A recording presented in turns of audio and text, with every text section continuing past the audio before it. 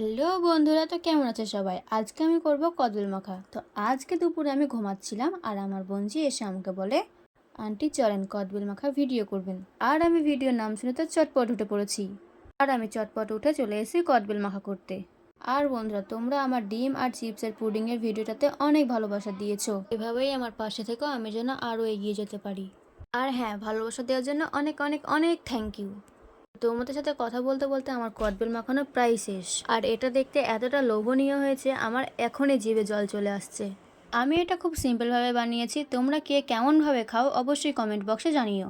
আর comment বক্সে তোমাদের নামগুলোও জানিয়ে যেও, আমি ভিডিওর মধ্যেখানে অবশ্যই তোমাদের নামগুলো নিব। আর কদবেল মাখাটা আমি এখানে প্লেটে তুলে নিচ্ছি। বলে প্লেটে খাবো না, ওই যে কদবেলের খোলাগুলো রেখেছিলাম ওতেই খাবো। সত্যি বলছি বন্ধুরা, এটা কিন্তু খুব সুন্দর খেতে ছিল।